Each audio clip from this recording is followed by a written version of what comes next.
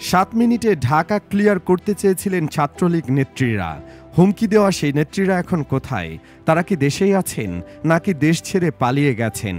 বৈষম্যবিরোধী ছাত্র আন্দোলনে রাজপথ যখন উত্তাল, তখন ছাত্রলীগের বিভিন্ন কার্যক্রম ছিল চোখে পড়ার মতো। আর সেই অনলে ঘি ঢালেন ঢাকা বিশ্ববিদ্যালয়ের রোকেয়া হল ছাত্রলীগের সভাপতি আতিকা বিনতে হোসাইন। তিনি বলেছিলেন, মাত্র 7 মিনিটে ঢাকা ক্লিয়ার করা হবে। এমন হুমকি নেট দুনিয়ায় রীতিমতো ভাইরাল হয়।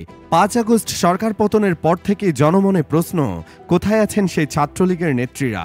কেমন আছেন আতিকা বিনতে হোসাইন? গত 17 জুলাই রাতে ঢাকা বিশ্ববিদ্যালয়ের 6 হলকে রাজনীতিমুক্ত ঘোষণা করা হয়। এর মধ্যে রয়েছে মেয়েদের 5টি ও ছেলেদের 1টি হল। রোকেয়া হলের ছাত্রলীগের সভাপতি পৃথা এবং সাধারণ সম্পাদক আতিকাকে হল থেকে বের করে দেয় সাধারণ শিক্ষার্থীরা।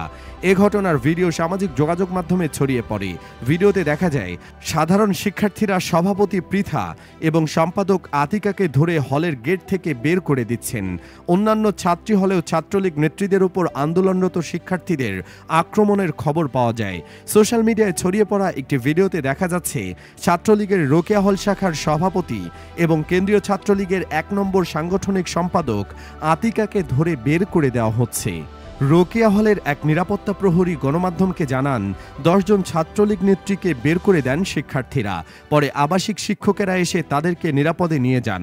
হলের একাধিক শিক্ষার্থীর সঙ্গে কথা বলে দেশীয় সংবাদ মাধ্যমে জানায়, বের করে দেওয়া 10 জন ছাত্রলীগ নেত্রীর মধ্যেই ছিলেন হল শাখা ছাত্রলীগ সভাপতি আতিকা বিনতে হোসাইন, ছাত্রলীগ নেত্রী বর্ণালী ঘোষ বর্ণ, সামিহা মাহবুব, সাজিয়া রহমান শিলভি, বিপর্ণা রায় এবং সাইফুন্নিসা ইলমি। আতিকা ছাড়া বাকি সবাই আসন্ন হল শাখা ছাত্রলীগের শীর্ষ পদ প্রত্যাশী। হল থেকে বের করে দেওয়া হয় ইডেন মহিলা কলেজের ছাত্রলীগের সভাপতি তামান্না জেসমিন রিভা ও ঢাকা বিশ্ববিদ্যালয় শাখার আরেক ছাত্রলীগ নেত্রী তিলোত্তমা শিকদারকেও।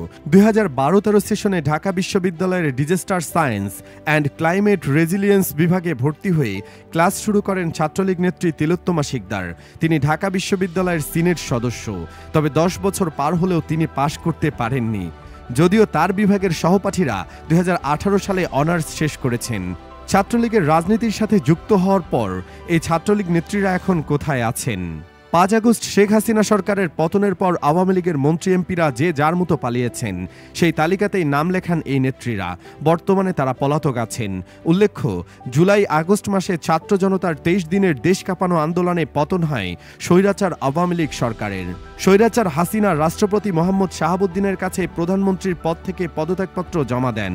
এরপর বঙ্গভবন থেকেই হেলিকপ্টারে করে দেশ ছেড়ে পালিয়ে যান ভারতে। সে সময় তার সঙ্গে ছিলেন তার বোন শেখ রেহেনা।